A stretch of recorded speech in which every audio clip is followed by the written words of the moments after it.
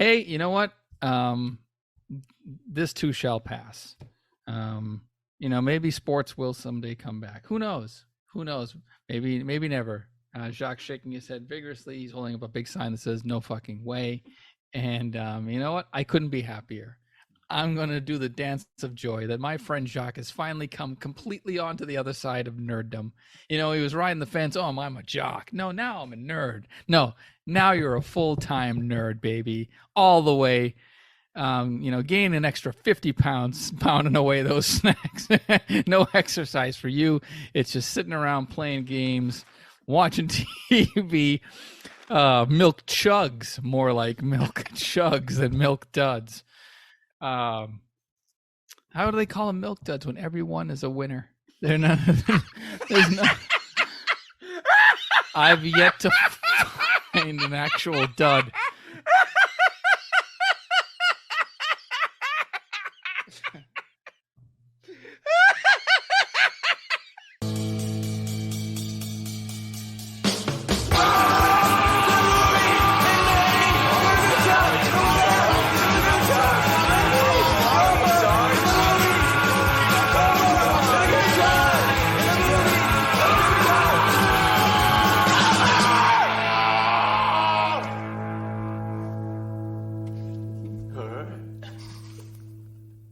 Hey, Biff, what did the Titanic say to all the passengers when it was sinking?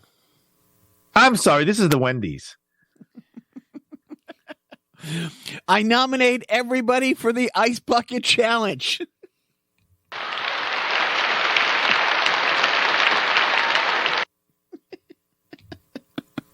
Okay, all right. Hey, Biff. Yeah. What does the movie The Titanic and The Sixth Sense have in common? I don't know. You see dead people? Icy dead people. Dead people. Icy dead people.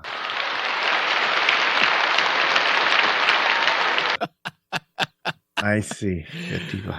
Hello, everybody, and welcome to Carnival Personnel. This is Jacques. This is Biff, and I don't know why I'm here. And that joke was too soon. Hi, everybody. It's Joe. Well, this show's an evergreen. We don't know. People could be listening to this in 12 years from now and be like, oh. Technically, those guys have been dead for like 5 days. So I'm talking about the Titanic. Yeah. Survivors. Yeah. But other than that, how was the play, Mrs. Lincoln? So anyways, as we get started, a huge shout out to last week's sideshow guest, Jim McHugh. Joe and I, had a delightful chat with Jim McHugh, and then we saw him on Thursday. Your thoughts? He was as funny as the video that I saw his a comedy on from the dry. What's it called? Dry ice. Dry by. Drive-by? Dry bar. Dry bar. You're lying, George. You're lying. Yeah, Jim McHugh's a pro, and he's funny, and he was pleasant to be meet in person. And, yeah. And there was a couple other comics that I do stuff with that we chatted with before and after, who, one of which, has asked, when they can come on, which is great. There was a woman, from this area who lives in LA who happened to be out here, who's won like the Burbank Comedy Festival. Touch base with her. Cool. She wants to come and do the show. She's friends with Sally. So a couple more comic guests coming up, including two really good friends of mine, comedians Xtina and Nick Powell. Is it Xtina or Christina? Because I was going to say, she goes by Xtina? She goes by Xtina. Right. But did she say Xtina? She does. When she gets introduced, when she performs under her name, Xtina. All right. Yeah, I was she's going with the one name thing. Yeah. And they're both, as Joe now knows firsthand, incredibly funny people. They're really sweethearts and really, really funny people. Of all the people that I've been doing this with the last 7 or 8 months, I really enjoy both them as comedians when I get to see them and just hang out with them as people. So they're really, really good people and really funny. So they're next week's sideshow. And as we get into it, a big happy birthday, not that she will hear this, to management. Today is her birthday. Oh, and I got to send her a text. And yesterday And her birthday, not going well. not going well. She is in Chicago for work, and her sister or the work mom, they were hanging out at her sister's yesterday, and she went to put the kids to bed, came downstairs an hour later, and the woman was just cleaning her counter and her kitchen table and threw out Ellen sushi and her Diet Coke, thinking, oh, it was a kid sushi left over and that was her meal. And she was like, and it's late at this point, so it's not like, oh, I can go out and get another one. No, today was not much better. And yesterday was my sister's birthday. Oh, yeah, they're a day apart, easy to remember. So I had a Joe/Gilbert moment yesterday as it relates to my sister's birthday. I don't recall this from childhood at all. And now over the last 24 hours, having talked about it, I don't know if I have vague recollections coming in. But at one point, there was this birthday album, like a keychain you could get that says, Joe type thing. But it was a birthday song. It was like 2.5 minutes long. Maybe if I can figure out how to pull it off the internet and play it right here, I will. I was giving pause so I can find the space in the edit. Anyways, so my sister remembers my mother could only find the album that said Kimberly, which is not her name, but they had one for my brother Mark and me, and I guess we got it a couple times for our birthday, played it ad nauseum, and I don't think I've heard the song in 45 plus years. My brother found it on YouTube, and sent it to the whole family thread. Good Lord. nice. I'm driving with the little guy. We went to a football pitch and worked out yesterday. That was great. The text came through and I'm like, oh, they've been talking about this all day in text. I don't remember this. I play it. As the second note is being played, I sing the whole song verbatim. Wow. Verbatim.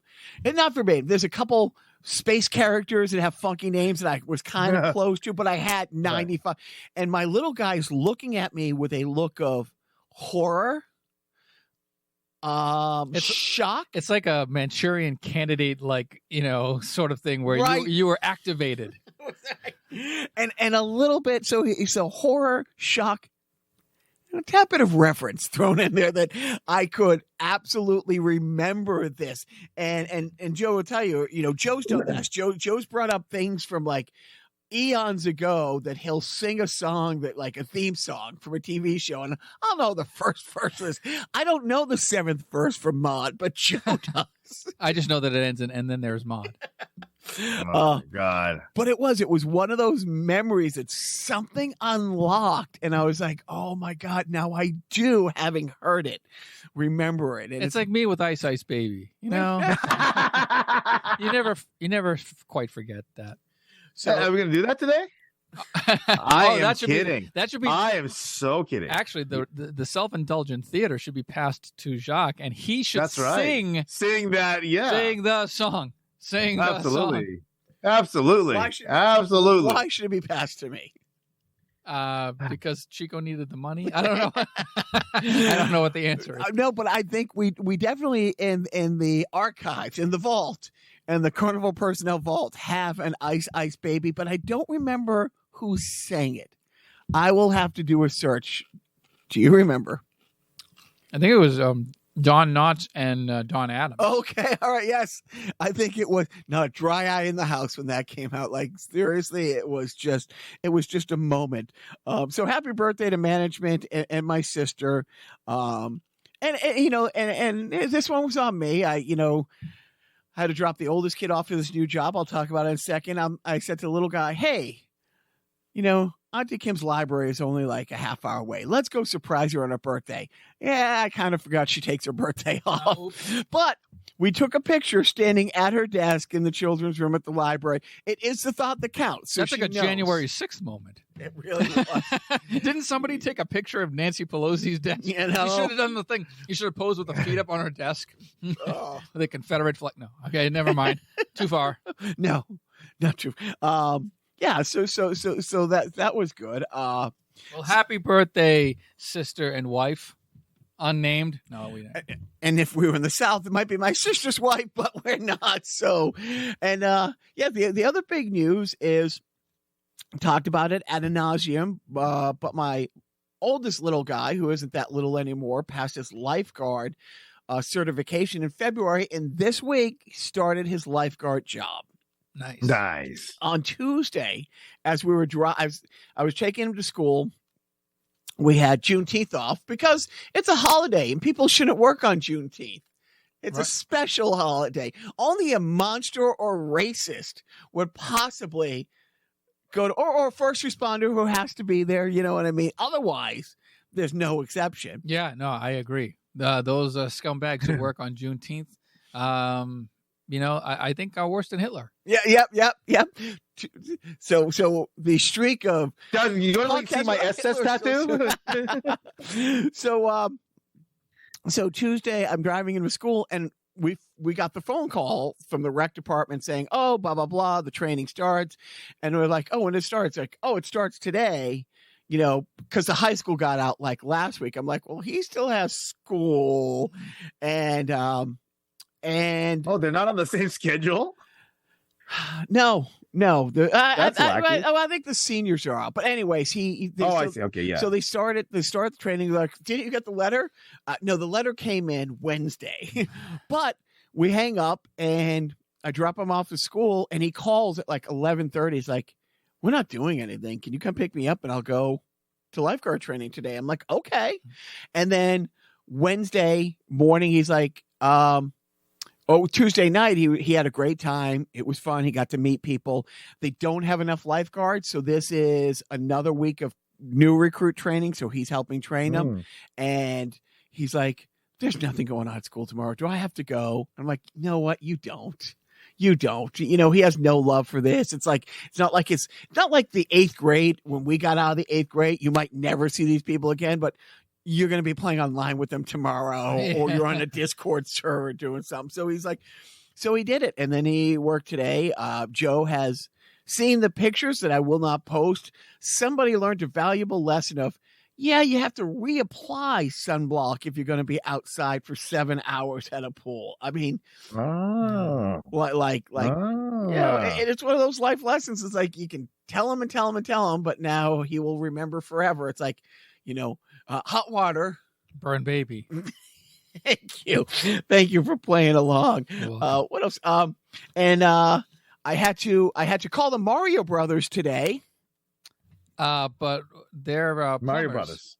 Why would you need to call plumbers? Because I'm in my office, doing the Lord's work, as some would say. Wait. So did you really call? Like, is there Mario Brothers Plumbing, or did you just call plumbers? We only wish. Because that would be awesome.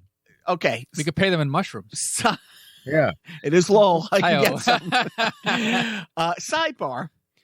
A few years back when we first got this place, we were trying to put a bathroom down here to make it an in-law apartment for our mother-in-law. We could not get, for 6 months, anybody to come and even look. Joe and I have a really good friend who had at the time a contracting company. And I reached out to him and he said, "I have 3 places where my staff is sitting on their hands pending a plumber showing up before they go on to the next phase. I'd love to help you." We called this Holy cow. Like Lowell, one of its nicknames is the Mill City, and there's Mill City Plumbing. You see the trucks all over the place. We want to use a little guy, you know what I mean? A local person. Finally called them. 3 weeks later, it's scheduled. I get the call at 8 a.m. the day they're supposed to be here at 9 a.m. saying, they're not coming. And I'm like, I took off a half a day of work, which is a lie. How do you call in sick to a podcast? A podcast. And they're like, "No, we're not moving it. We're not coming. We have so much of our contract at work. I'm very sorry. We can't help you." And I'm like, "Oh my God." And Lady's like, "Do you want to talk to a supervisor?" I'm like, "Yeah, I actually do." I knew it was going to get anything. And I told the guy, I'm like, "Look, this is going on." He goes, "I understand you. I'm so sorry. Maybe we can reschedule for a few weeks from now."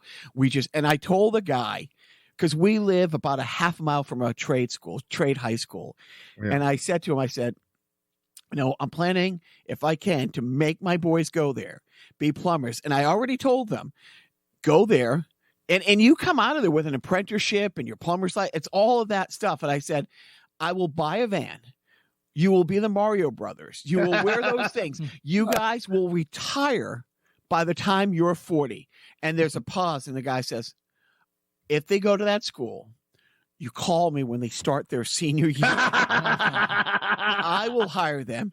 And if they do want to do the Mario Brothers thing, I will go in on it with you. And then we had a nice conversation of like, how hasn't that been done? Like, how isn't there local plumbers, who, I mean, you can skirt around it. You know what I mean? You can say Brothers Plumbing and just have you and red overalls and the other one in green overalls. Nintendo is very litigious. You can figure it out. You can anyway. 2 A's in the Mario Brothers. Right. So I'm in my office. White mustaches. And right, thank you. White mustaches. And then I go to the fridge, down in the laundry room, and it is raining men. Hallelujah. By raining men, I mean water coming out of the drop ceiling like it's Niagara. Slowly I turn. Clean water though, right? The clean stuff. Right. It's supply water, right? It's not wastewater. And I'm looking, I'm like, well, the washing machine's over there. So if the washing machine blew up, yes, there would be a puddle of water such as I'm standing in, but that puddle of water would be by the washing machine and not coming from the ceiling. So I turn off the valve. I run up to the first floor where the bathroom is right over where it's coming down. It's fine.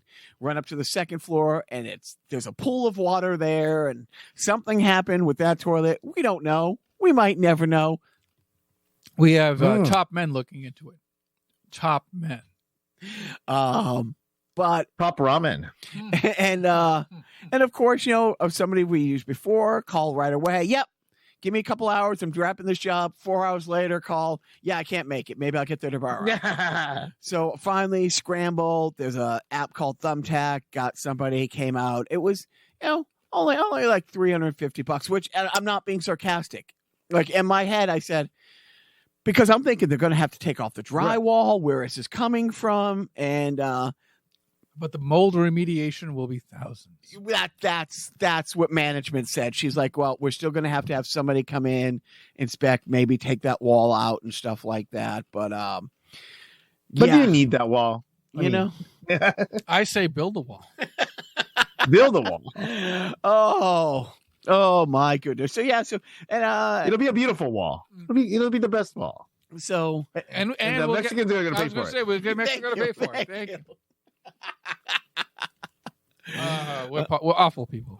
The best, though. The best of awful people. Yeah. So what's happening with you, gentlemen? Anything fun and exciting? No. Over. Joe, do you remember what cracked us up last? So I know everybody loves to hear about mine and Joe's shenanigans out on the town. So last week, Joe rolls over like a boss in bed, and he is armed with he's armed with what Trivial Pursuit TV edition from 1990. And as we were scrolling through his Plex, in which we watched a show called Lidsville, with Charles Nelson Riley, Saturday Morning Spectacular. 2 seasons that thing got. Butch Patrick was the kid star. It's a long story short. I don't know how everybody who worked over at Hanna-Barbera wasn't on acid. It was Sid and Marty Krofft. Sid and Marty Krofft. Well, they were, right? Yeah. Dude, this is an acid trip. This kid falls into a magician's hat. Right. After sneaking into a magician's tent, which, like, by the way, I mean, even if you're way into magic, you still don't want to go into a magician's tent after a show. You don't know what you're going to discover. I mean, the hat was the least creepy thing about that. Kid falls into a hat, and it takes him to a world called Lidsville, where all the characters are hats. Giant hats that take on the accents and stereotypical personalities of the... I mean, I don't think there was a sombrero. I don't think there was a traditional Chinese hat. I don't think they did, one of those things. I don't think they went that far. But there was, a French beret. Okay. There's like a cowboy hat. There's like a gangster kind of fedora, like with complete with cigar. Yeah, like it was like almost like an Edward G. Robinson that they were going for. It goes on and on. Look it up. It's probably on YouTube or on some sort of hallucinogen. Your favorite hallucinogen. And then we watched an episode, early episode, season 1 of Barney Miller. Yep. Where Fish is younger than Jacques. And the whole premise is he's too old to do the job and he's trying to retire, but Barney Miller won't let him retire because even though he's old and can barely get up a flight of steps, let alone chase down a bad guy, he still has something to offer the force. Dude, it's awesome. But we were, reading Trivial Pursuit cards in between loading things up because that's how we party. That's our life. When management goes out of town, Joe and I get fucking crazy. And I'm upping the game tonight. Yeah. Not only did I bring back the cards, Biff. Not only did I bring back the cards, vamp while I get the thing. Okay. Yeah, hold on. Why don't I go with drum roll? I have. Oh my God, a TV guide. Not one TV guide. Oh. 6 TV guides from 1979 to 1980. And is this like part of your collection? Yeah, there's a guy in like my area who every now and then will post on like one of those free apps. Right. Yeah. 6 like batches of like 6 TV guides where like I don't know if he's scanning them or whatever. Yeah. And these are all from like the New York area. But I keep grabbing them from the same guy. Like it's a porch pickup kind of thing. I've never seen who this person looks like. But it's cool because and it's like not far from where I live, so it's just like every couple of months I get like I'm gonna have a subscription to TV Guide from 1979. What was that movie? The Mailbox. The Notebook. The Notebook, where over time they were writing love letters. Yes, over time. Yes. So I'm getting love letters from Pernell Roberts, from Trapper John. Pernell Roberts. Yeah. Here's the crazy thing, though, Biff. I'm not kidding when I say this.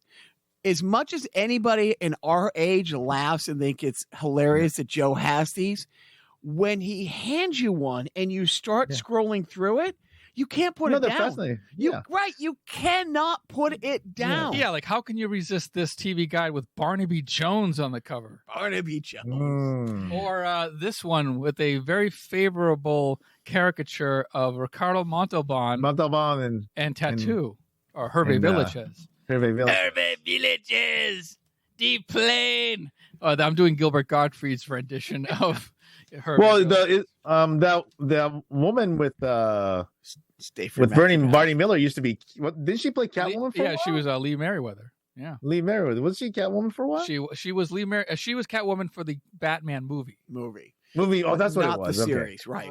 Okay. And speaking, Julie Newmar did the series. Yeah, along with Eartha Kitt. Right. Yeah. Yep. Oh, that's right. Eartha Kitt. And don't let and our man Pernell Roberts right there. There you go, Pernell Roberts. Nice. So and here's a very sultry looking Barbara Walters. Oh my God! Wow! Oh yeah, wow! Yeah, she was only 70 in that. Hi-oh, dibs. Oh God!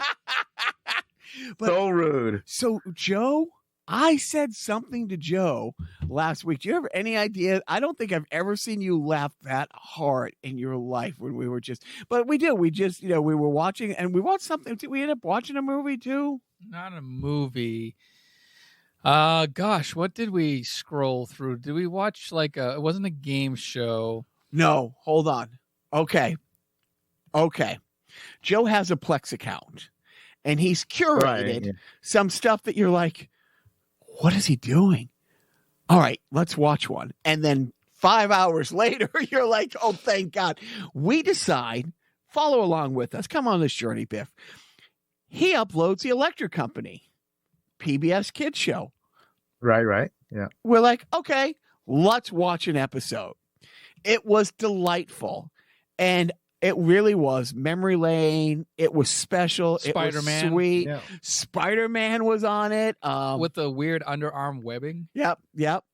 But then And also, the by the way- giant eyes. Yeah, and also Spider-Man's a dick. Yeah.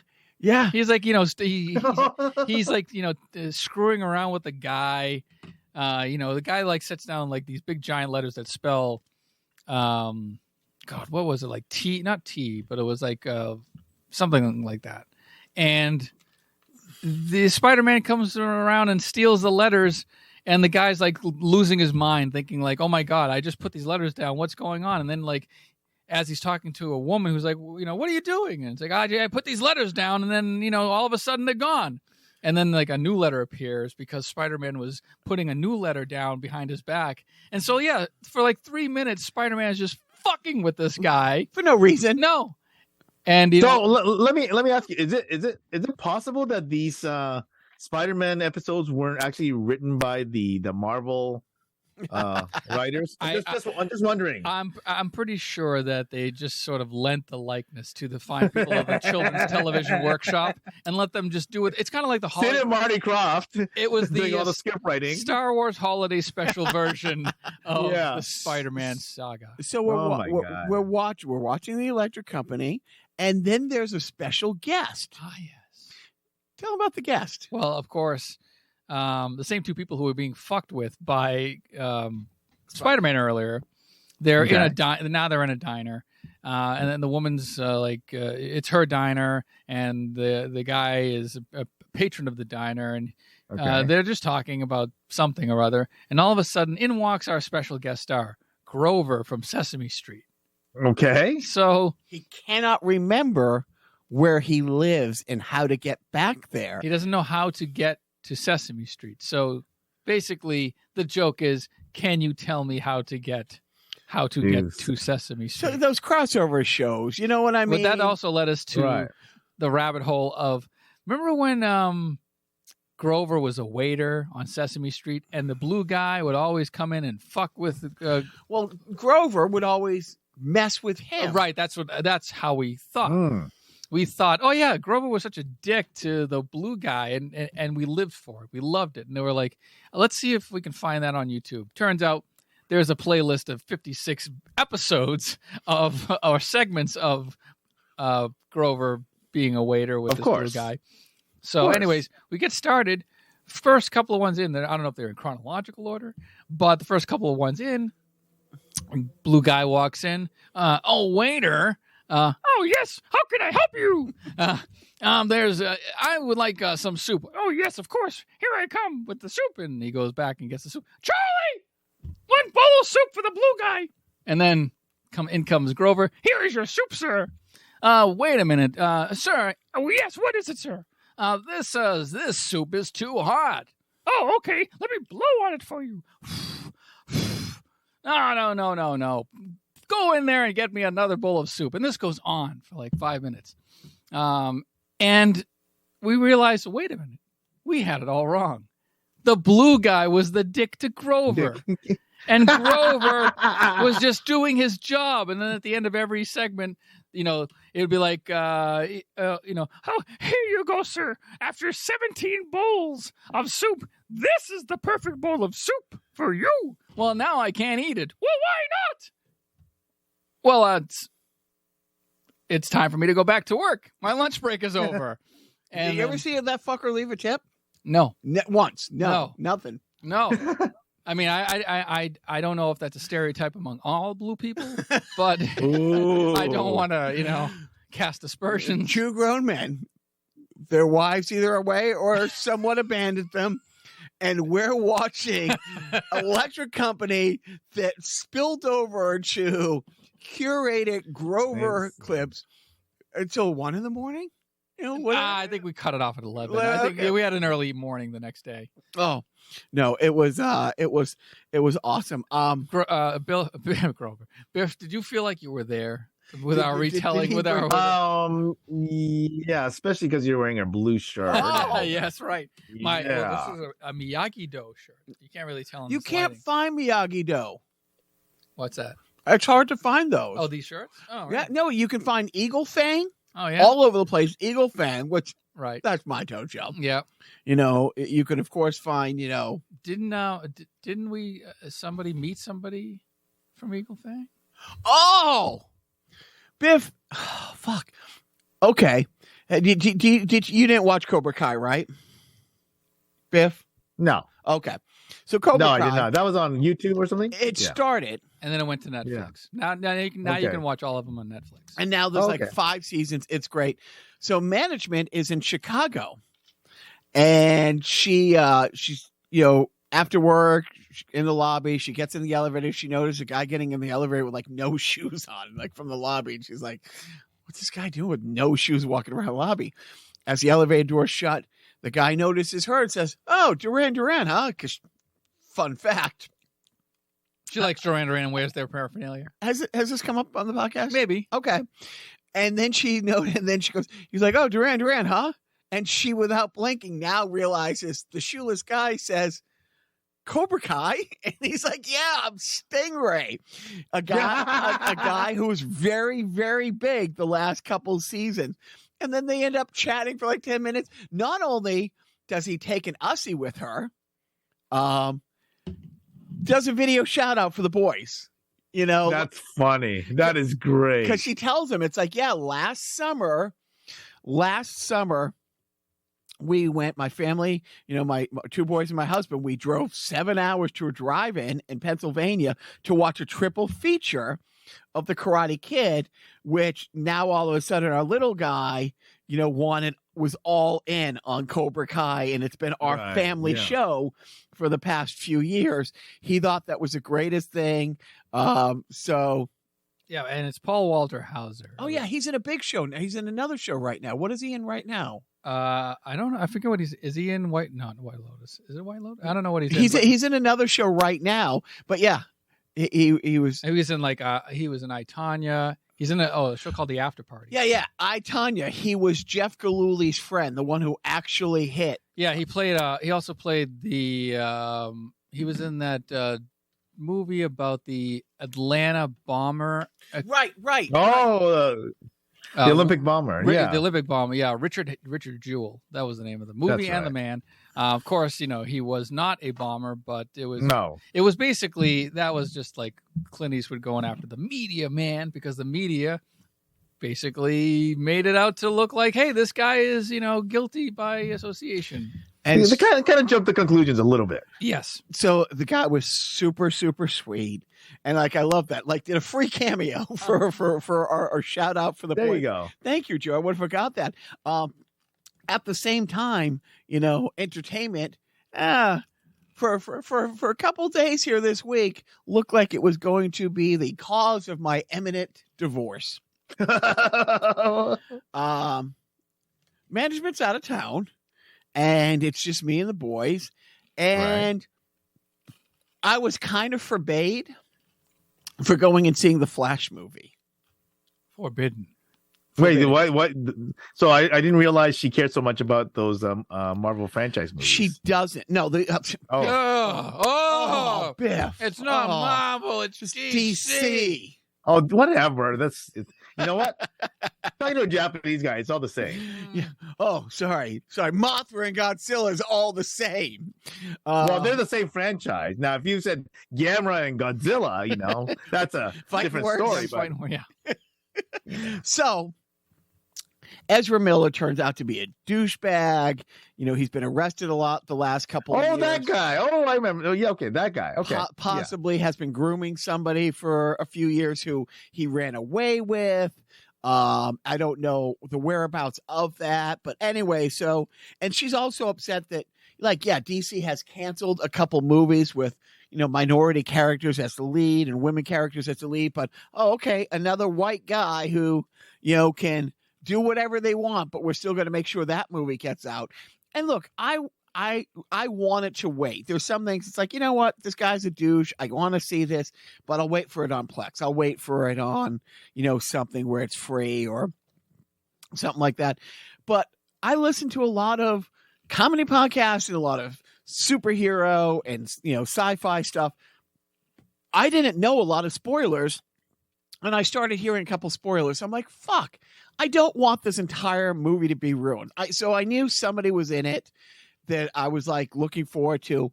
There was about 5 cameos that I'm glad I saw, but called while we were getting ready to watch it. We're in the theater, and like it went to voicemail because I turned my phone off. I guess called and texted, one of my sons who said, "Oh, we're at the Flash movie." Called me back, like kept calling until I answered, and didn't talk to us for several days, including Father's Day. Like was furious, like absolutely. You did cheat on her. Yeah. With Ezra Miller. No, it's not Michael Keaton. Yeah. See, I didn't know if everybody knew. I don't care. I'm spoiling it right now. And Christopher Reeve. And George Reeves.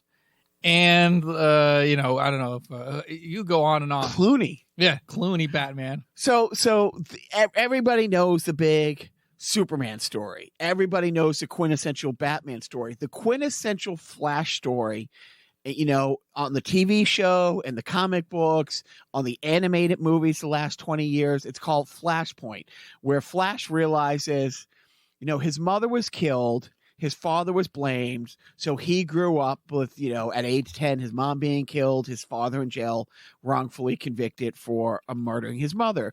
He always professed his father's innocence. He realizes if he goes back in time, he can keep his mom from being killed, but it's fucks up all of humanity in some bad ways and some really bad ways.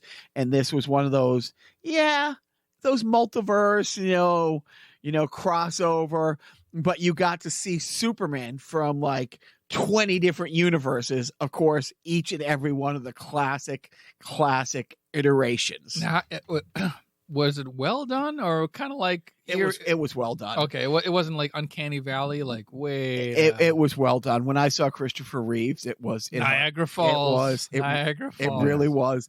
And there was a couple other moments. So in his world, Ben Affleck is Batman. Oh, right. And so he goes back in time, and ends up that Batman is 40 years older, and it's Michael Keaton. Yeah. And they have to go. I was hoping that, he would go back in time, but then go to a different universe. And in that universe, Ben Affleck is the Flash. Then you have the freaking Spider-Man thing of what? That would have been great. Which, by the way, I rewatched the Spider-Man with all three of them, and I saw all the outtakes. So much of their dialogue was just improv, and those three guys had so much fun shooting that together that they're like, we want to do this. Let's figure out how we can be in movies together, because they had such a great time. But as far as the Flash goes, so he goes back, he fixes everything. He comes to realize his mother has to die, and has to die the way that she died. It's like that Star Trek episode when they go back to the 40s. Yeah. And Elizabeth Taylor has to die in order for Hitler to not... Again, second Hitler comment. God damn it. We can't go through a podcast without mentioning Hitler. Yeah, but next week, Sasha, nope, we are looking into the future. There was already... And you know what? It's usually me... who makes these references. You are at 3 for 3. You reference Hitler. I would never. So the great thing is he fixes the universe when he goes back and he talks to his mom, but his mom doesn't know it's him, kind of thing. Again, just absolute waterworks. But he fixes it. He's back. Everything's fine. He's coming out of court with his father, who he got off on an appeal because he fixed one thing in the past, one tiny thing in the past. His mother got stabbed while his father went out to get a can of tomatoes, because his mother, makes his pasta on Sundays. And the father went to get a can of the soup. The movie opens by there's a package at his door, and Bruce Wayne apologizing that the flash drive from the footage that was corrupted all those years ago. They fixed it. The flash drive. The USB drive. But whatever. It was corrupt back then, so it couldn't exonerate the dad. Well, the footage, the new thing that Wayne Tech came up with, is perfect. The dad's wearing a baseball cap and never looks up. so you can't see that it's him. But when he goes back in time, he saves the mom. How he saves the mom is he goes to the store and gets a can of tomatoes so his father never has to leave to go get it. Yeah. And then he grows up to kind of be a dick. He's an obnoxious, Douche. person. He's kind of a douche. But when he has to kill his mom, he knows he has to go back to the store when the mom's there and take it out of the shopping cart. But he puts it on a higher shelf, so when the dad goes to get it, he has to look up to get it. So he fixes it in his timeline. He walks out of court. He gets a call from Bruce. He looks down at the phone. It's Bruce. He's like, yeah, blah, blah. And Bruce is like, I'm pulling up now. And he pulls up now to drive away with Barry. And it's George Clooney. Oh. And he's like, who the hell are you?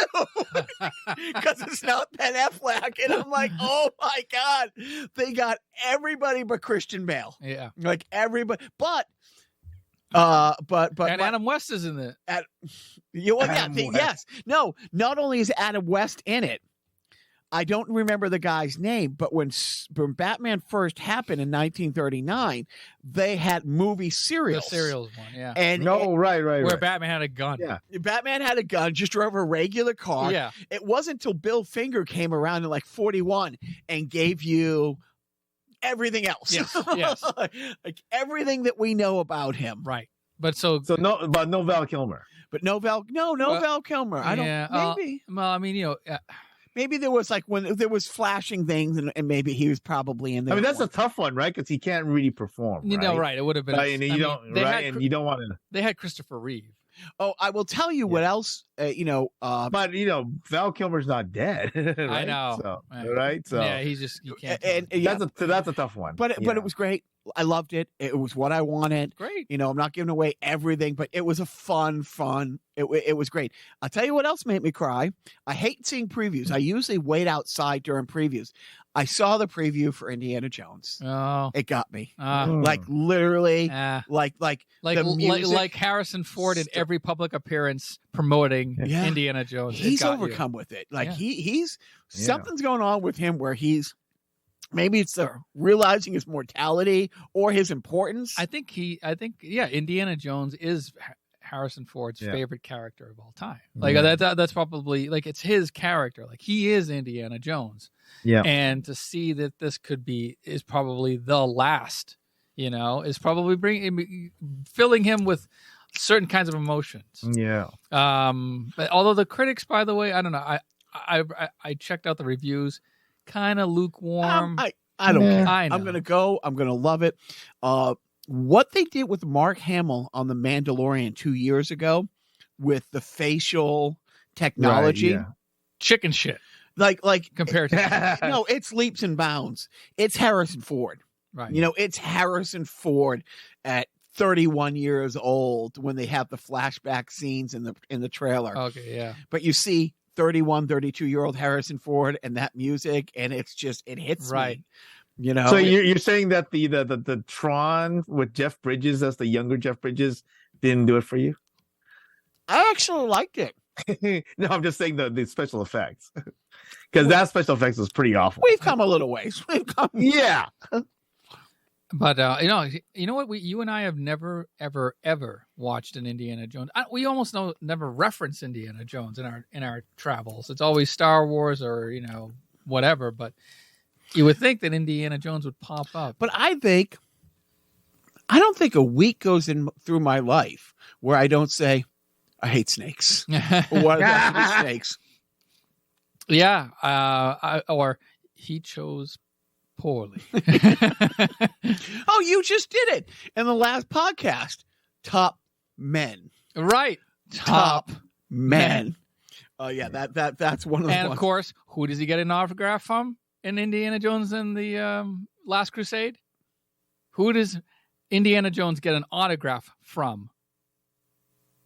Indiana Jones and the Last Crusade. Who? I'm blanking on it. You mentioned Hitler. Oh my God! Right. I would never. Wow. Yeah. Third. I went for the hat trick. Yeah. No. We have two. Or the Heil trick. I hate myself. Die. Just die. So yeah, I could be getting divorced over the Flash movie. But on a happier note, I guess Joe just found a link and I will post it on the socials. I'll throw in $100. The Museum of Science in Boston is proposing a giant Spock Vulcan greeting, hand, like a big statue of the Vulcan greeting, and they're trying to raise $500,000. They've come up with $300,000, and Jacques going to throw in the other $200. Wait, I'll take 50 donuts now. Can't they do it for like $2,000 if they just put it into a 3D printer? Right. They're a museum. I'm just science. asking a question. Right. No, I mean, they have some mock-ups of what they want this to look like, and it's just fucking awesome. It's just like this gigantic, glowing, hand that's doing the Vulcan sign there, and to see that, like to drive by that, like every day going to work or something would be. I'm going to look for a job. Right. That'll force me to drive through. Yeah. Or you're just going to ride the Green Line trolley back and forth between Leechmere and Science Park. Which Leechmere, like right, 40 years gone. Leechmere Station, by the way, is named after the Leechmere department store, which has gone defunct in like 1995. But the Leechmere Station lives on. Well, it's funny because, just sidebar for just a sec. In Doha, it was confusing because there was this big intersection, which they call the Hilton Circle, which used to be a roundabout that's now a 4-way stop. And management asked, why does the name come? Oh, there used to be a Hilton there. Like when like 30, 40 years ago that they took down, they moved to another part of town or they rebuilt. Anyway, so yeah. And so, by the way, Leechmere was like the Best Buy of Boston for, many years. It was great. It was one of the big, them and Filene's had ticket counters. So people knew, you don't have to go to Strawberries. You can go to Leechmere or Filene's that sold concert tickets. Yeah. Strawberries, by the way, was a... So, let me tell you about this thing called Tower Records. Oh man, this is wait, that still exists in the homeland though, right? There's still a Yes, Tower. it does. Okay. Right. No, I mean, but yeah, this is the defunct sponsor segment. I only know that because I think you've mentioned it. I think Questlove, I saw, he every time he goes there, he makes a pilgrimage to Tower Records. So he still loves going there. The last time I went there, you know what I bought at the Tower Records? A Baby Metal CD. Wow, that's awesome. Speaking of defunct sponsors, there's a Toys R Us. I think they're still in Canada. Really? Yeah. Biff, can you corroborate that? The second I moment. cannot. You know what? I wonder if there might be Toys R Us in Japan too. Let me look that up. Yeah, because I know that. Then we're gonna move. If there's a Tower Records and a Toys R Us. I mean, technically, there's a Toys R Us section in Macy's now, which isn't the same. I mean, you're not gonna vie to be. To try to win a supermarket sweep style, right? Every year they would hold I think Nickelodeon or something would hold some sort of contest where that. How do you say je ne sais quoi? Shut up, you. Je ne sais quoi. Yeah, you need that. You need that the whole experience. And now for something completely different. At this week's Self-Indulgent Theater, I have asked our good friend Joe if he could do one of my favorite voices he does, that of former mayor of Burlington, Vermont, better known as America's Senator Bernie Sanders, reading the lyrics of one of my favorite Beastie Boys, one of all of our favorite Beastie Boys songs, "You Gotta Fight for Your Right." So without further ado, Mr. Sanders. Okay. Thank you, Jacques and Joe. I have one thing to say to the 1% of the 1% out there. Kick it.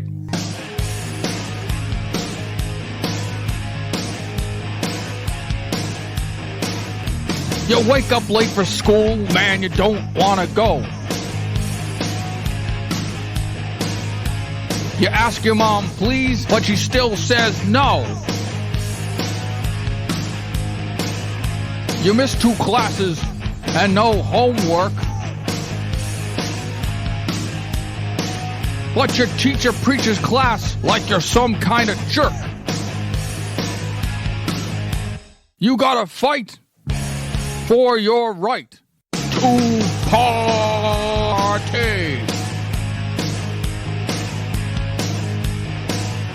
Your pop caught you smoking, and he said, no way.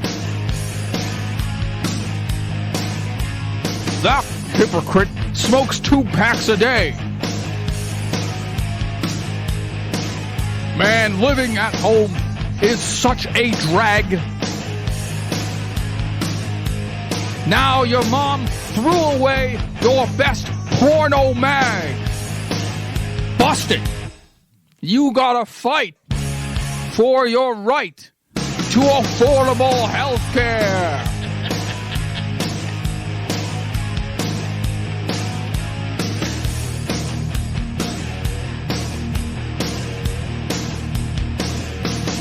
Party!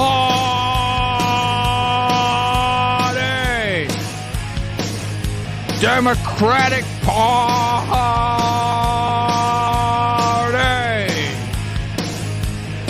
The end. You might hear music when you're listening.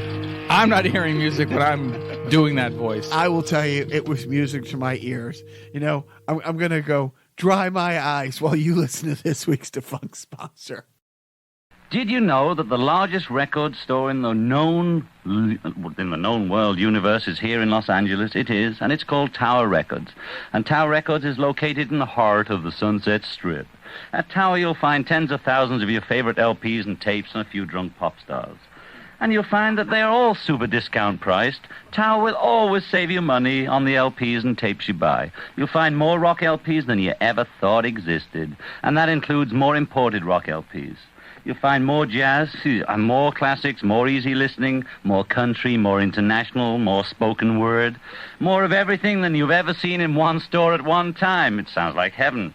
And you'll find thousands of 45 RPM singles. In short, the largest record store in the known universe lives up to its name. Shop Tower Records in the heart of Sunset Strip tonight and every night of the year until midnight. It is a good place.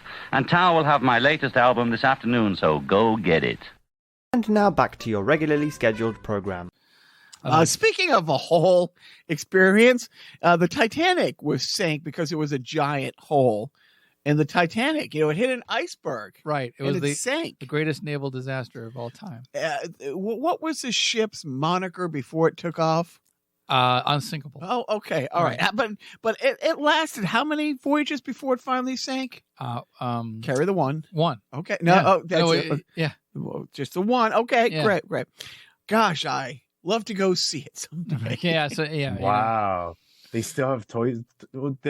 There's a specific one that I used to go to in Tokyo, and it's freaking still there. Is it big? Yeah. Is it a real one? I mean, it was a real one. Yeah, it was a real one. We'll put it on a list for our 2025 visit.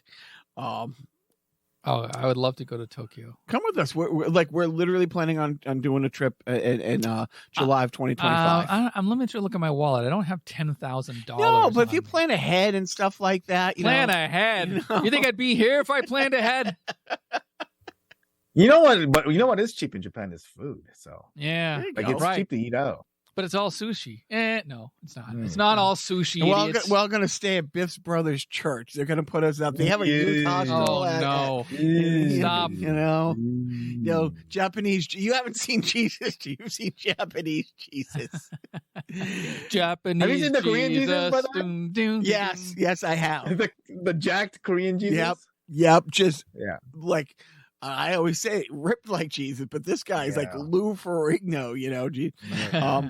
But anyway, so let's talk about that a little bit. The sightseeing submarine that it turned out it imploded. Yeah, it was called the Titan, and it was apparently a shitbox about the size of a minivan that housed 5. It was actually they misspelt the word tight one, and then that's they were yeah they got it even a little bit tighter. Yeah, it was. I mean, this thing was like held together with like flex tape. I think. Well, I don't want to correct you all the time, Joe. So stop being wrong all the time. No, it doesn't seat 5. It seats 6. There was a 6th passenger Who bailed? And went public yesterday with the text messages of the CEO offering to cut his ticket price to come on the voyage. And he was like, no.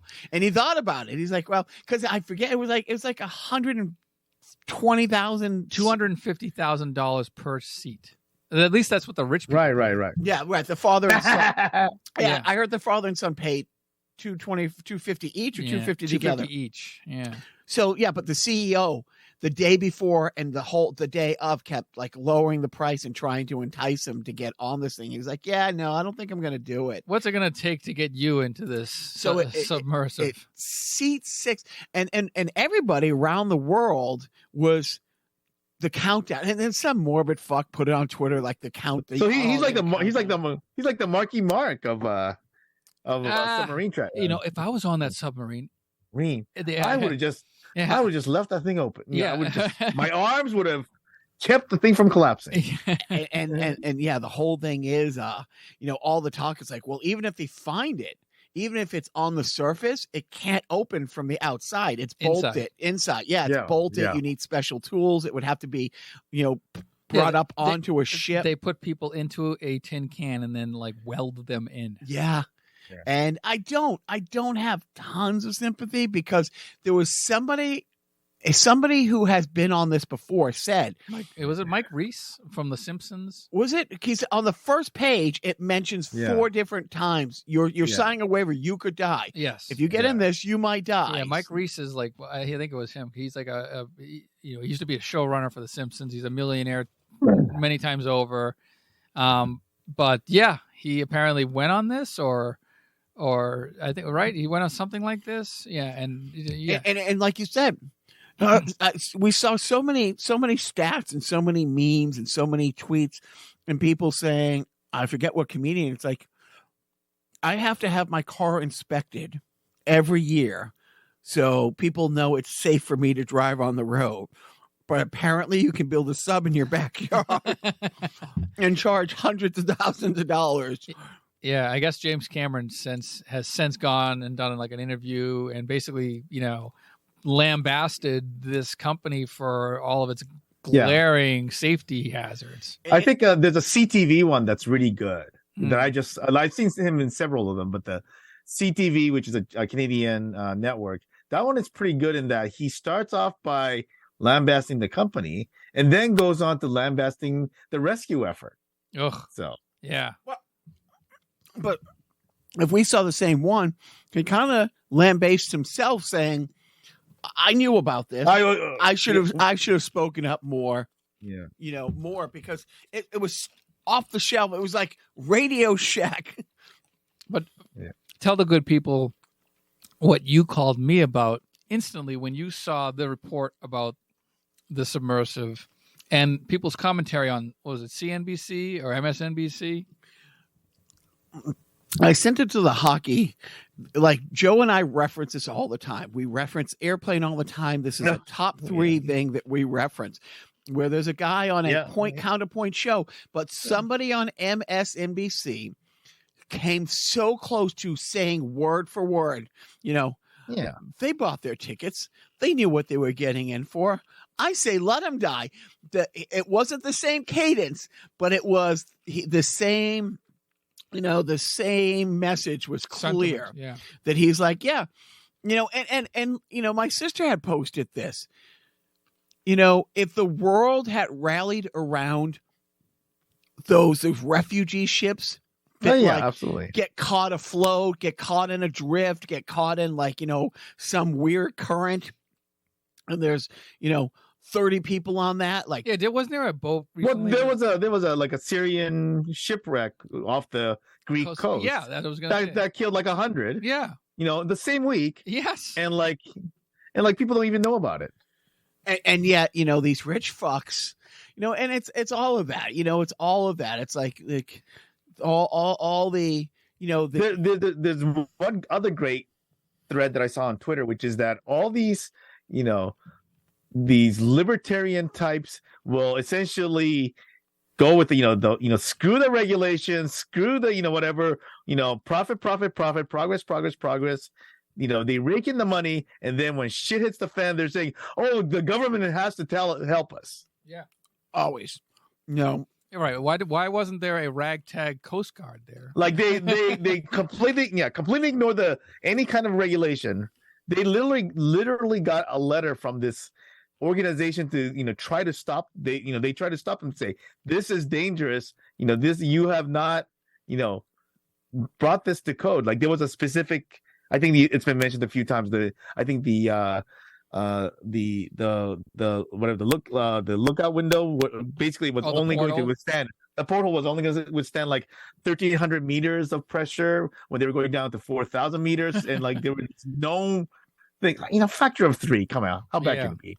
But so yeah, and it's also it's funny to hear like people blaming like the government wouldn't intervene in like a basically illegal submersive in international waters. Right. It's just like, I thought international waters meant no rules, baby. Well, that's the other thing, right? Because like, I guess back in the day, right, shipping was the transport source. So I guess just in general, like liability for shipping companies and stuff like that, it's just like, there's just so much that apparently they could get away with. So like any kind of a lawsuit, apparently there's like a lot of a relatively, big hurdle, because this is a kind of a shipping event. So, but the number of countries that, pulled their resources, it sent ships. And even now, I was listening to news this afternoon. They're like, oh, there's 5 different like robots, like trying to piece together, find out what happens. Robots are taking over those jobs, man. Wait, they didn't just put it in the hard working Chat GPT. Just throw that shit into Chat GPT, and they'll just show you the video. You're right. Have AI figure out where they are. No, yeah, they found the debris field. No, so one of the things that that's one of the things that Cameron talked about is that I guess at some point they brought in some organization that kind of specializes in some of this stuff, and so they went to the last known location and went straight down, and the debris was there. Wow. Apparently, something of that, like it was that like simple? when this. Well, so like it took like this particular group something like 3 hours to find the wreckage, while they were looking 4-5 days all over the place. Oof. Like we could have had this conclusion like 4 days ago or whatever. Right? You know what? In the future, just always go to James Cameron. Yeah. Maybe he should be the one. Like instead of us trying to get Elon Musk to solve all our problems, get James Cameron on the board. Sometimes people think they're too smart. I remember our friend Ross basically figuring out who Ted, I can't say is the Unabomber. Oh, Ted Kaczynski. Years before they found him. Seriously, he was like, they know there's a connection between Harvard and Stanford in a relatively small period of time. Like a student here, a teacher here, undergrad there, professor there. They knew there was a connection. It is like, cross-reference that. There's probably maybe 1,000 people who fit that profile. Do a quick scan. Oh, guy's married, 2 kids, pays his probably not this guy. Oh, I was gonna say no, definitely that guy. Well, he goes narrow, just literally. Went to see a movie without his wife, and right. He goes, yeah. It was one of those. Well, people's rights and privacy. It's like, but you could pretty much. And he said, probably narrow it down. And then when you find out. Oh, by the way, I don't think people's rights and privacy goes out the window when terrorism is involved. And so, but he was saying, it's like, and then he had set this years before they found him. It's like, yeah, this is what I would do, X, Y, and C. And, he's a Harvard rocket professor. He's a pretty smart guy. But when he did, when they like finally found him, it's like, okay, so how many people were living alone in a cabin, disassociated with their family, fired from this place. It's like, yeah, the profile wasn't going to be that hard if you cross-reference those 2 huge factors. Yeah. And just went from there. But, again, you just have to listen to the experts. You're Dr. Ross Salowich and James Cameron. Yeah, there you go. Well, okay. So I think we've done a self-indulgent theater on this. Oh, I did the Grover thing. Not a dry eye in the house. It's like me seeing Christopher Reeves. Oh my God, yes. Oh my God. Oh, to be a fly on the wall of you watching that for the first time. But you know what? I'll be a fly on the wall of you watching it for the 80th time, and or maybe not. It might be one of those things where we don't watch each other watch. because Yeah. you and I are never going to watch It's a Wonderful Life together. No, because we decided that a we long might as well time be ago. naked in front of each Yeah, other. no. Not happening. So you mentioned Elon. I was kind of surprised to not see the Elon There we go Zuck again, fight. Nazis with oh my God, you're right. Okay, it's one of those things where the Jets are playing the Colts. Can they both lose and both quarterbacks get it? It's like nobody wants to see it, but everybody has to see it. Yeah. Kind of a thing. Yeah. What is this? Elon Musk and who fighting? I forget. Mark Zuckerberg. Mark Zuckerberg. Yeah. Yeah. Is this in the metaverse or in real life? I don't know what's happening. Allegedly in real life, right? Like, well, what is real life nowadays? Man. Yeah. We would have AI, rendering of it, right? So, but you hope it ends like Rocky 2, where they're both throwing a knockout punch to each other, at the same time, the simultaneous knockout. I was going to make an awful joke. I won't. I was thinking that it somehow ends more like Cabin in the Woods, but you ever see Cabin in the Woods? Yeah, it was a great movie. I saw it with management. I don't go to those movies. I don't like those movies. This was a funny movie. She talked me into going and seeing that movie. We go to a matinee. I think if we're not the only two in there might be two other people. Right. 5 minutes into the movie, she makes me leave the theater to go make sure we are in the right theater. Right. Because of the way that starts. Yeah. You had no idea. Yeah. It's like, what's happening? All the trailers, all the buzz, nothing. It's like, wait, is this like a remake of Office Space? And I did. I got out. I looked, I went outside and said what movie was playing. I asked one of the ushers. He's like, no, that's the right theater. And I went back in. I'm like, hang in there, buddy. This is the right theater, I guess. Yeah. And what I liked about it is everything. Yeah.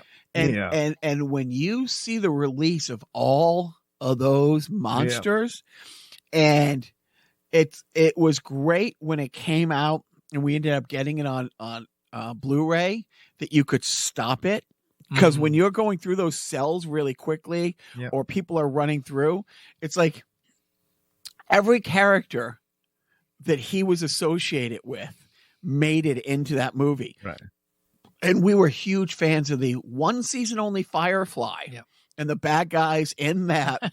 There's a cell full of Reavers, and that just so great. It really was. But the whole thing, for a while, like Lori and I were just going ding. Oh, I'm gonna have to rewatch the movie because I'm not quite remembering the references you guys are making, and that one is just like like elevators, the elevator thing, right? Yeah. And so every time the elevator goes ding, God. And then I saw it the one time on video, and then I loved it. Yeah. But I got to go back to it. By the way, just you for some reason reminded me of like movie surprises where you go into a movie and you're like, oh my God, it's this.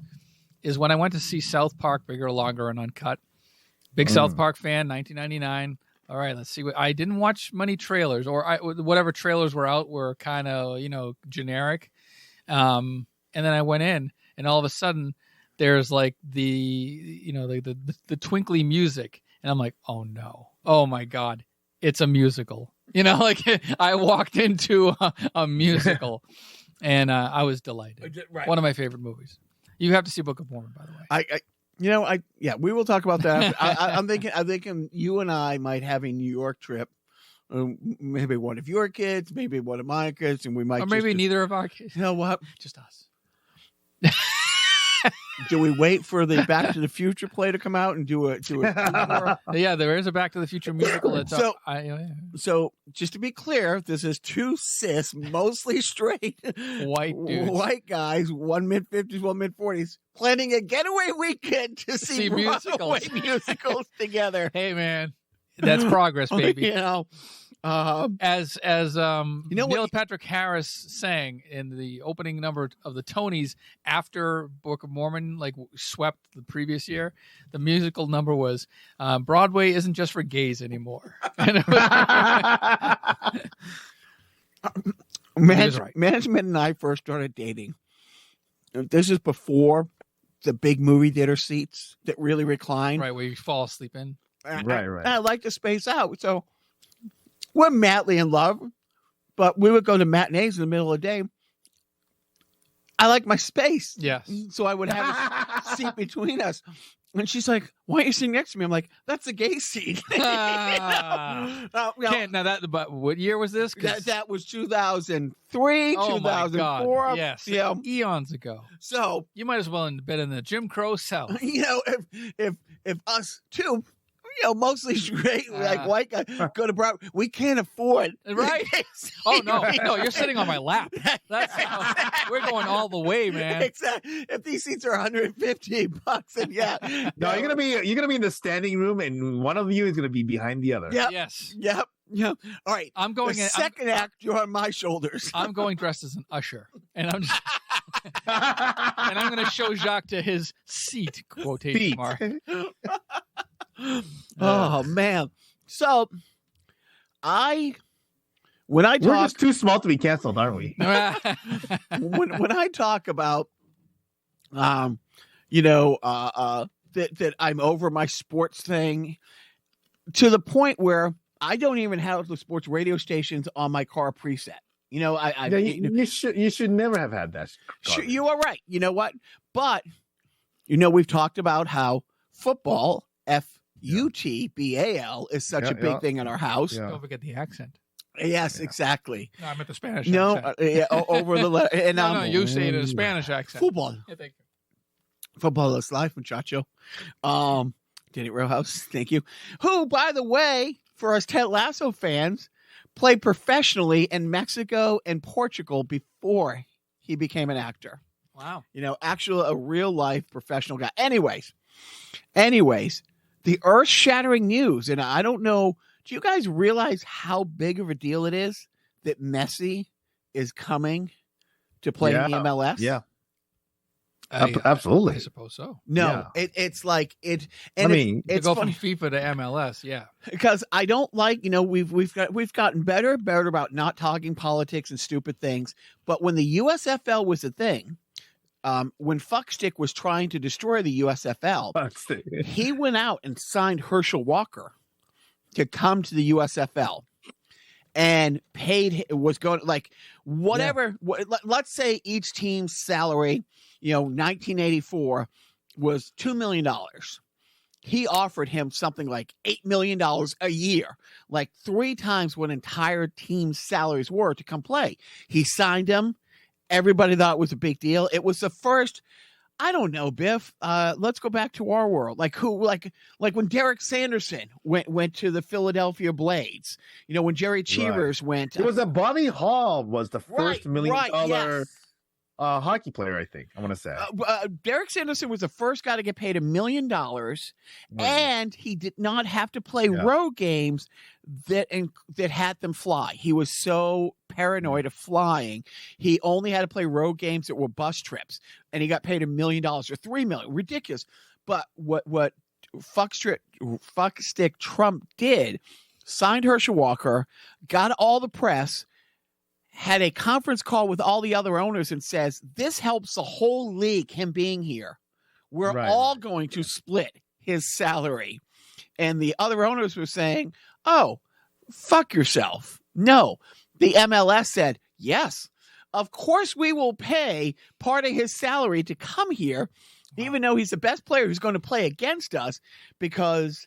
But a rising tide lifts all ships.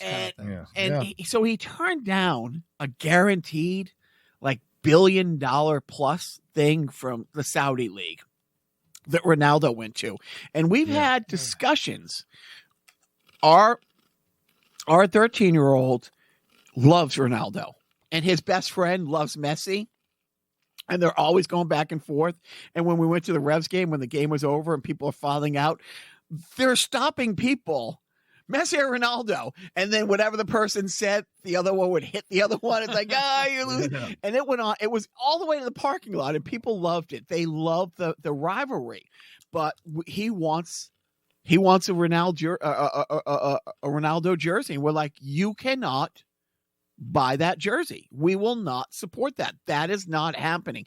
You want when he played for Portugal, we will get you a Portugal jersey. Yeah. You want Madrid, we'll get you Madrid. You already have the Manchester United. Any team he's played on, you can have that.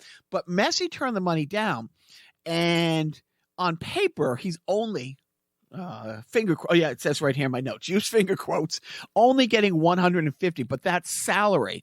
But he gets a percentage of the team, percentage of the gates.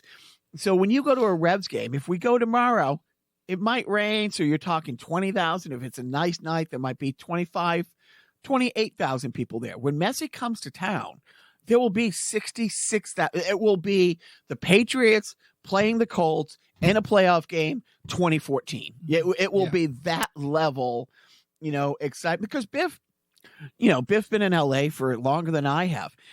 The Galaxy did well, has always done okay. Yeah. And when they got Beckham, it did very well.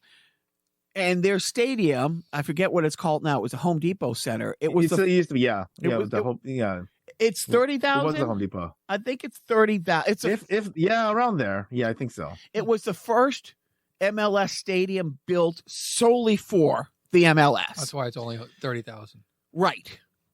Mexico plays Ecuador in a friendly at the Coliseum that holds 110,000. There's 140,000 people there. Yeah. I've been to those things. There is 30,000 people tailgating in the area around it. You could have a friendly between Panama and Colombia at the Rose Bowl, and they're going to have more people than if UCLA Bruins make it to the Rose Bowl, and they're the home team in the Rose Bowl. You will have it. Messi, so you could get into Miami prices. The cheapest ticket to get in the building was $22. It's now $1,000. And wow. Yeah, $1,000. Wow. Those, as our friend Taylor calls them, in the ticket building, right. Just get in. Well, at least the money's going to a good cause. Yeah. So, dude, it's huge that he's coming because he's older. But when Beckham came here, if you guys remember, it was a big deal for my wife because she loved the Spice Girls. And they were coming here because he still had a little gas left in the tank, but they were building the Victoria Beckham brand. They were also going through a public possible divorce, the whole scandal, like him. Who was he fucking? Everyone. Okay. Yeah. See, you have the same notes. Yes, I did. Okay. Yes. And so it's like, okay, we got to get the hell out of this tiny little island and go where we're just going to be other celebrities, but we'll still up our brand. But this Messi coming, you know what? It's Gretzky going to LA, in 86, 88. It was 80. So he came in the 88-89 season. Okay. When he came in, yeah. And now because Gretzky went to LA, that's why there's the Phoenix Coyotes. That's why there's the San Jose Sharks. That's why there was the last 2 rounds of expansion. So this is huge. It's absolutely huge. And it's funny because I instantly thought, oh man, I should buy Rev tickets because they're only going to go up. The one game that Miami comes to next year would pay for the entire season. However, there's no way he's not going to, that's a game that, next year he'll be 14. I might buy him a ticket and let him go in. You know what I mean? It's like, dude, you go in, but we're not both paying $500 to see. I get it. If the level, it might be cheaper to go to Florida to get one of the home games, right? It is crazy, but we over the next month might do a couple MSL trips because I didn't know there was a team in Toronto. Why would I? I knew there was a team in Montreal and there's a Six Flags up there. That's a 4.5 hour drive each way. That could be a day trip, but we'll stay overnight. We'll do Six Flags one night, do a game. We might go. There's a Six Flags in Buffalo, do Six Flags Niagara Falls, and then shoot over to Toronto, which is only 2 hours up. No, he loves it. So the oldest guy decided, Can I leave school early the second to last day to go to work? Can I not go the next day? The little guy, after we drop him off, we're running errands, sees a couple kids at the Yule field who didn't look like college kids because they're not. They're 8th graders going to 9th, who are just running a camp by themselves. Some local kids pulled over. So he's been on summer vacation 3 days, and he's been at a pitch 3 to 4 hours every day, since then. So this is a real deal for him. But anyways, but Messi coming here, that's I don't remember a bigger thing in sports in a while. That's exciting. So when is he going to be there? Do you know? This next season. Yeah. Season. I don't think he's coming this season. Okay. But yeah, and that's one of those things. They thought when Beckham came over, are other people going to follow him? Is that gonna up the brand? Are other people going to say, hey, he's making less money, but he's playing in Los Angeles versus, a Liverpool or Tottenham, some of the smaller clubs, AFC Richmond, for instance, you know what I mean? That's not a real team. It is a real team. It's a real team in FIFA and in my heart. Yes, yeah, it's true. It's true. It's funny because my little guy, it's like talking to Biff about hockey now. He knows players 30 years before he was born. And he'll be like comparing. It's like, oh, this World Cup to that World Cup. And he knows all the players. And it'd be like, oh, do you know this? Because they're all in the FIFA game. And you have these classic teams where you compare all of them. And he's always like, who's your favorite center midfielder? McAdoo.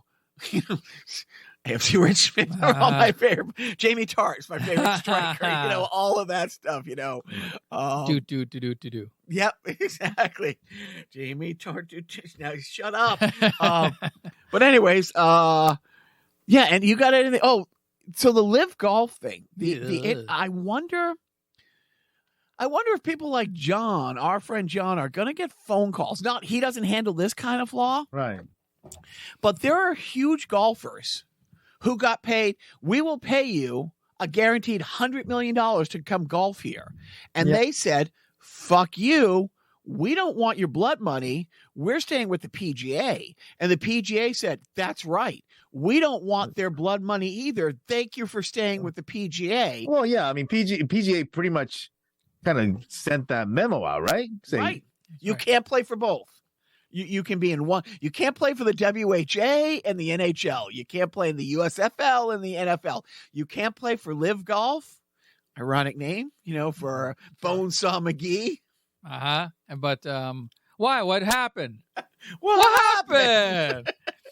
But now, so all these players who gave away, who could have signed, they could have signed. Yeah. They could have sold their soul for a much higher. Yeah. Well, now they're not given a choice. Yeah. Yeah. Now they're not given a choice. This is part of it. Yeah. So if I want to be a professional golfer, there's no other game in town. I can't. There's no ABA for me to go to. Right. So, but had they signed with Live Golf 6 months ago, they could have made an extra $100 million. But because they're, PGA sold them out. Yeah. Because the PGA got all that money. Yeah, the PGA took the deal where they merged with with Live Golf. And now, it's good times to be had by all. But that's one of those it's the Middle East countries kind of diversifying to other area things, right? Because I mean, I don't know if you saw that a Qatari organization is buying a stakes in there's a company that owns like a bunch of the Washington area sports teams, and so. That's kind of, I think there's a general, they're just trying to get into this world, right? And it's astounding because they have, what's the number higher than a lot? Infinite money. They do. To basically buy the world.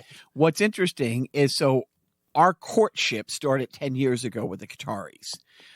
It was early 2013 that around this time, it was early summer 2013 that management first nannied for the royal family in LA, almost a year before she took the job that moved us there.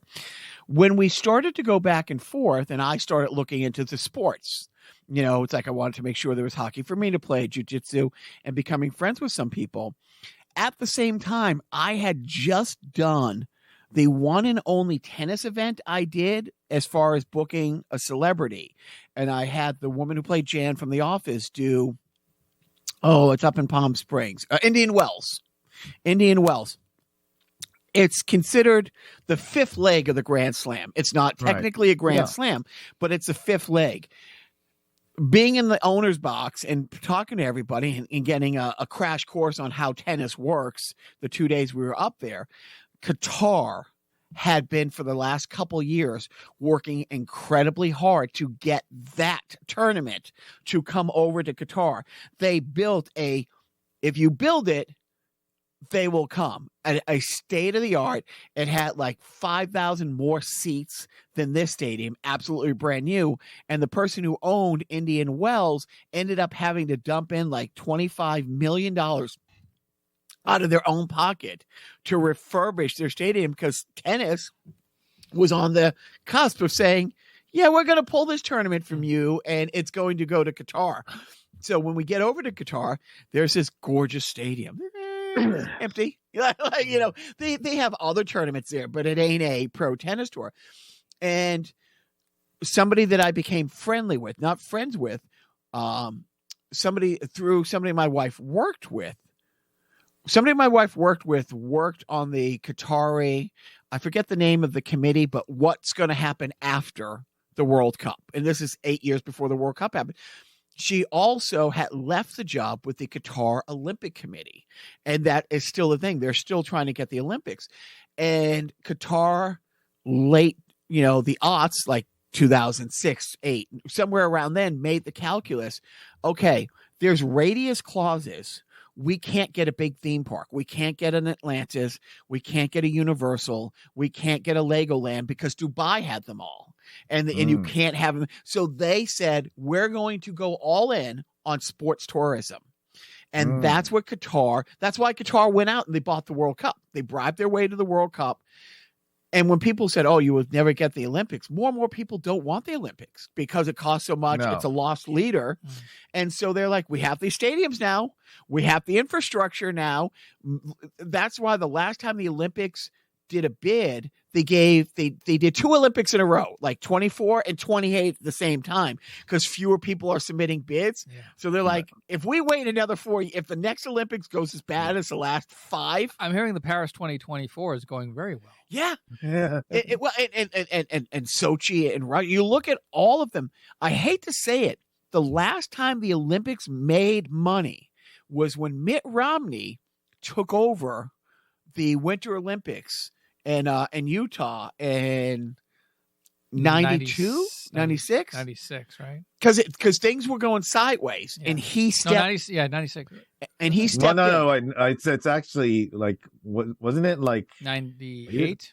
Because 98 is Nagano, right? They had a year where they went. They went. It was 2 years. Right. It was 2 years, not 4 years. It was Lillehammer in 94, and then Atlanta had the summer in 96. Right. So I wanted to say it's 2002. Oh, 2002. You're right. Maybe, okay. It was a 2000. So, and he came in, and they had the infrastructure. Look, for all the faults you could possibly have with him, which are a lot, he is good at some stuff, and and that's the last time bringing socialized medicine to Massachusetts. Yeah, and Biff. I'm just kidding. And no, you're right. Yeah, no, I know. And gutting Toys R Us and gay marriage. All right. Gay marriage, gay marriage and socialized medicine under the Republican Mitt Romney. So thank you. Anyways, a Mormon. Yep. Mitt Romney, right? So it's interesting. What a big deal. All that is because Qatar made the decision. That's what we're going to go after. Saudi Arabia and Qatar, they're not simpatico, and a lot of this is Saudi saying, "Oh, okay, flexing." Yeah, like, "Oh, you had the World Cup? How quaint!" Right. That was a one-off. We are going to take over. Let me look. Everything else. But I just don't see Qatar ever getting the Olympics. if somebody told you in 2007 they were going to get the World Cup and that the World Cup was going to push 4 months, which would screw up the Premier League and La Liga, the Spanish league. That's not why. It's not about. I think there's like two bad,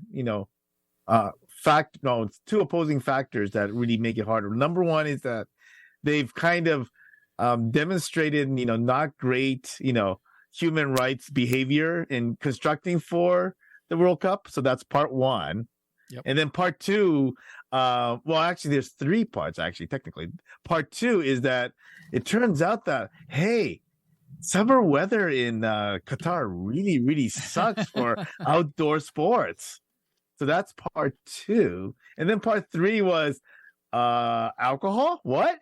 Right. So yeah, that's But I just think, and so like with the way some of the the tendencies. I mean, obviously the golf thing is not great, but the golf is like as a backward, misogynistic, conservative sport as there is, right? Whereas Olympics is they're supposed to be a little bit more forward looking, right? So there is drinking in Qatar. It's very controlled. They expanded a little. It was an issue. Yeah. However, have you ever flown over Saudi Arabia, Biff? No. They come around. You didn't ask me if I've ever. Have you ever flown over Saudi Arabia or Kuwait? I have not. Okay. They come and get your beverages from you. You cannot be drinking in their airspace. And right. if you're on a flight and the drink car comes by and you say, "Oh, I would like a beverage, please," they'll be like, "You have to finish that in the next 4 minutes." Yeah. Or you can wait a couple hours when we get over their airspace, but you can't even drink in their airspace. So if that was one of the, and the weather and it is what it is. No, I don't think Qatar will get an Olympics. I also look, the stadiums were fine. That wasn't the problem. Those stadiums and the air conditioning, it can be 115 outside, which it was. But inside it's great. The problem is, it's not the athletes, it's competing. It's the people who are my size and Biff's size waiting outside an hour for their shuttle bus who will die. Yeah.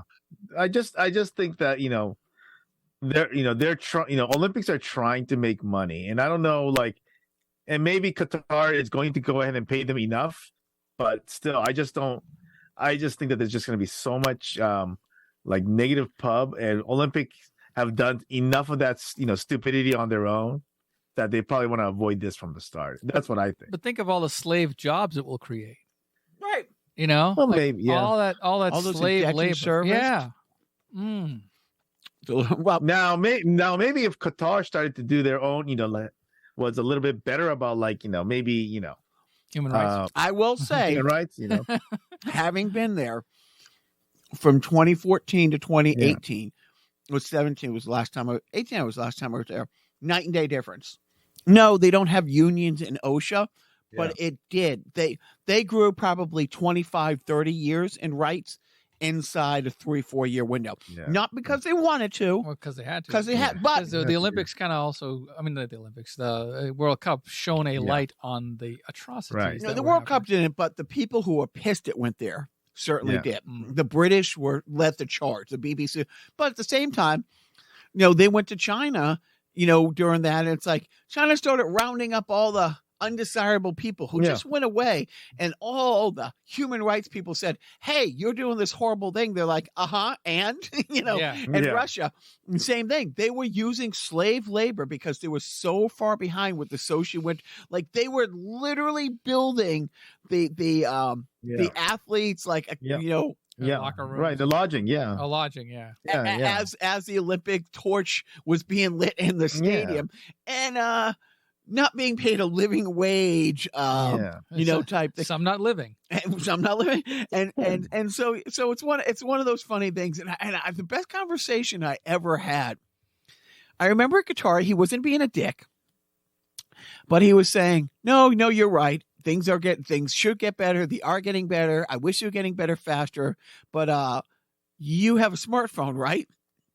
Do you think that phone was billed was ethically sourced labor, and he was saying, it's like, yeah, and he made all the jokes that people were saying at the time. It's like, yeah, no, it's like, that's the best. Oh, you got Nikes. Oh, those are the best shoes a 6-year-old Chinese kid can make for $1 a week. So get off your high horse, everybody else, until you. Well, I think the point that person misses is that, you know what, like, Olympics could go elsewhere, and we don't have to kind of face that guilt. And whereas, it's like, yeah, we're not going to go elsewhere for our phones. We're not going to have, there is no real ethically sourced phones. There is no ethically sourced, high-end athletic, shoes, right? And so that's where we're saying, we don't have a choice, blah, blah, blah. People are lazy that way. Whereas with the Olympics, yeah, you know what? We don't have to go there. There's all these other places where we can do it, and we don't have to, deal with that shittiness. I mean, that's the difference. Well, it's funny because,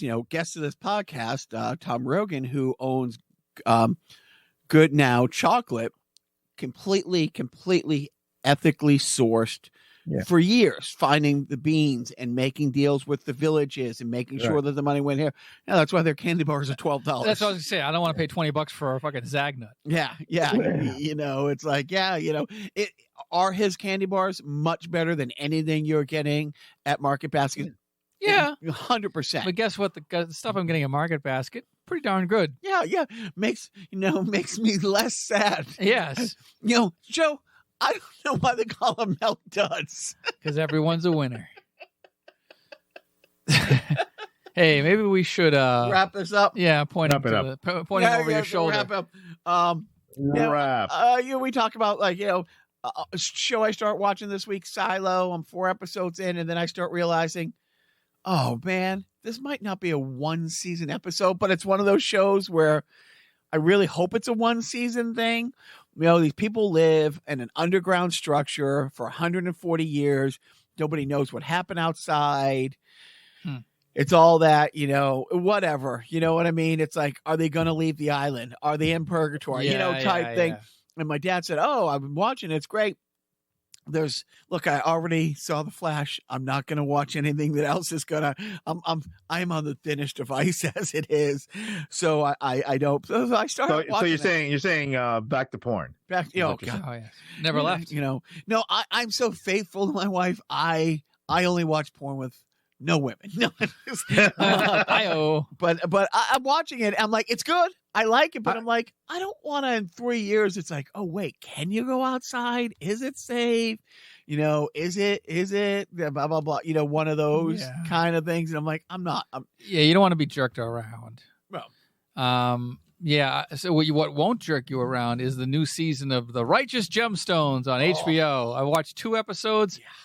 So good. Then it just, I have to say that Edie Patterson, who plays Jodie, the daughter on all 3 of the leads, Adam Devine, Edie Patterson, and Danny McBride, who played just the worst pieces of shit people on the face of the earth. They're so goddamn funny with each other. But Edie Patterson, especially in this season, the 2 episodes that I've seen, she should win an Emmy because she's that good at just being just a despicable, whiny, just immature. John Goodman's great. CGI John Goodman's great. When they flash back to the 90s.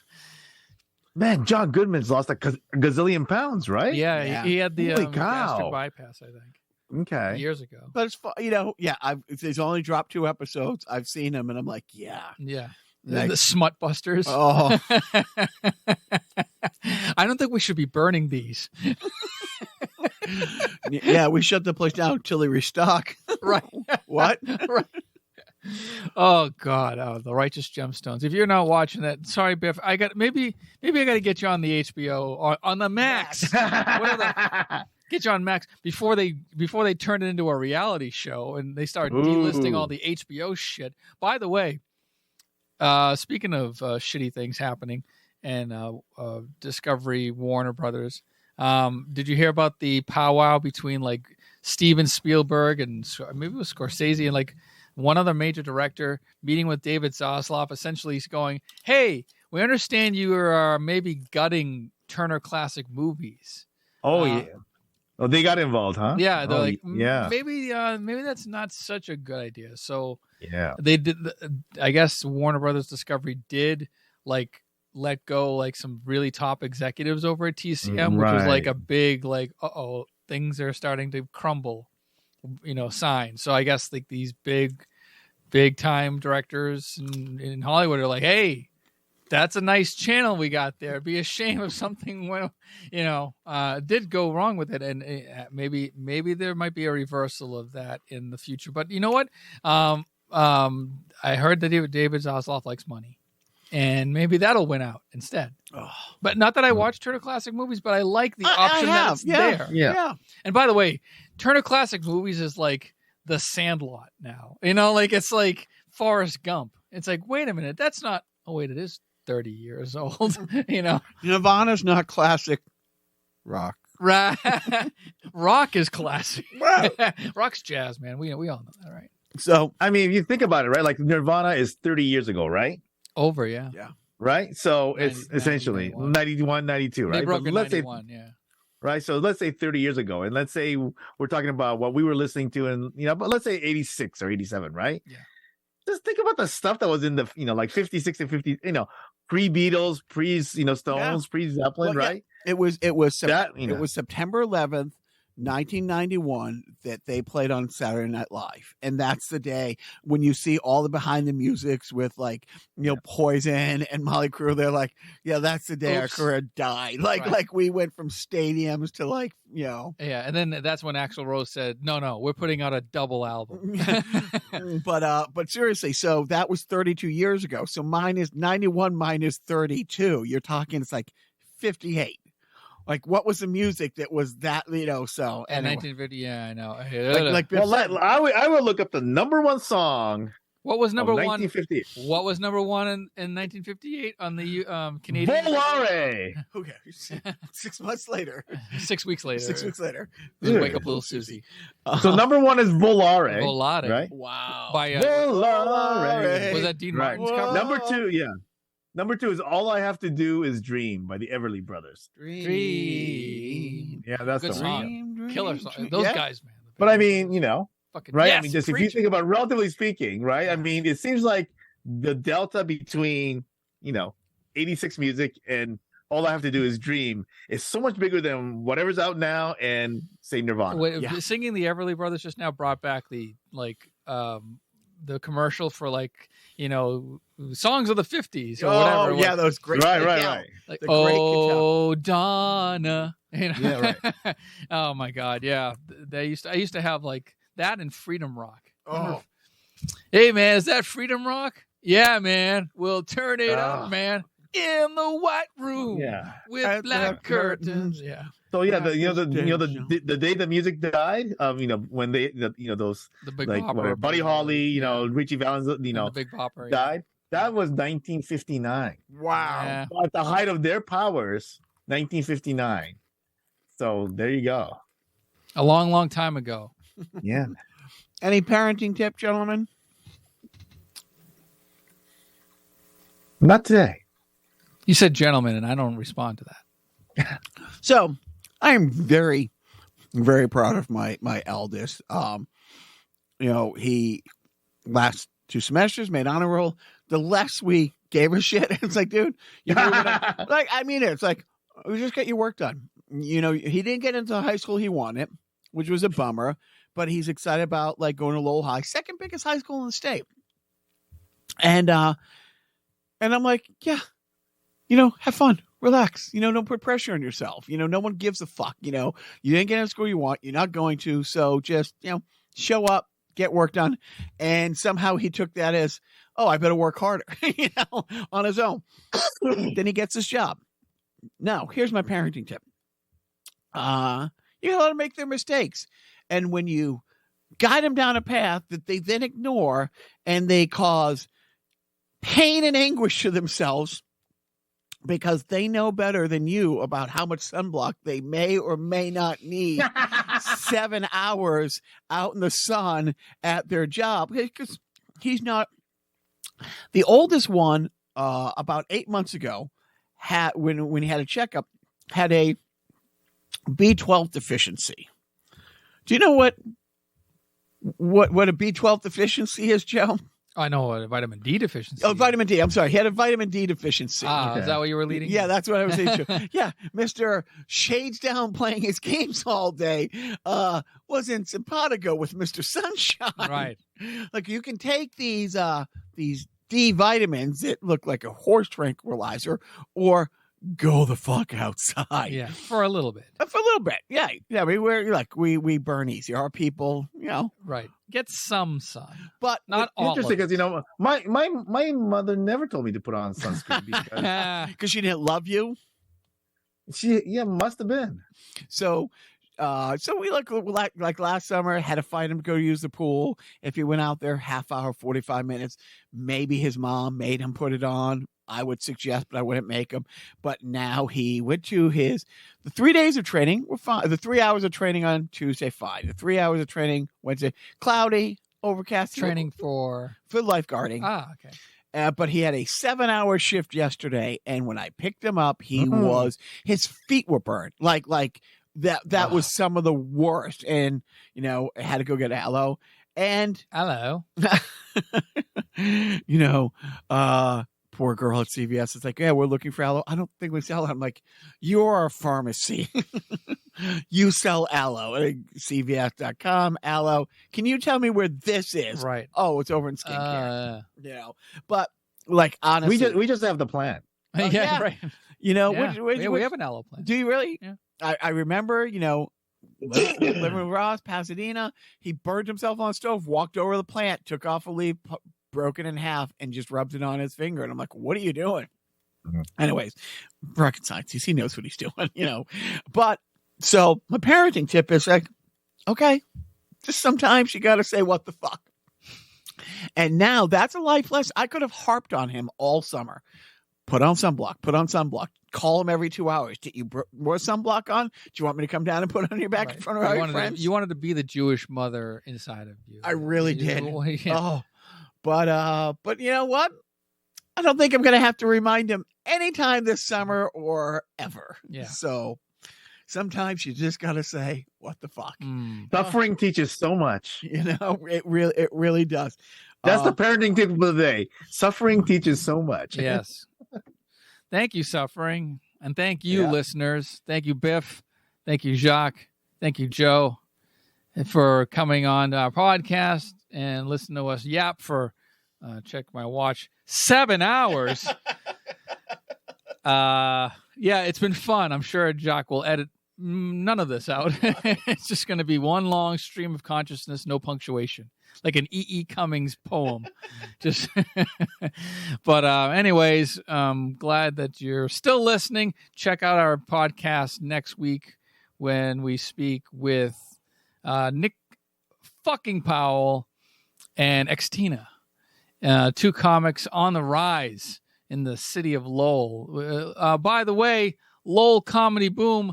Don't know if you've heard, if there was ever proof that there was a Lowell Comedy Boom. Check the Lowell Sun newspaper. That's right. King of Dead Media strikes again. Jacques Lambert was on the cover, the color version of the newspaper. Sunday, Father's Day, makes the cover of the Lowell Sun to promote Lowell comedy. And I couldn't be a prouder friend.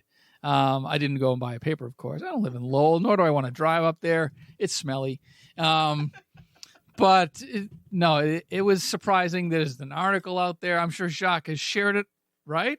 You shared it on the Carnival Personnel podcast, at Carnival Podcast on Twitter, which is not a racist hellhole yet. I am not constantly being followed by sex bots.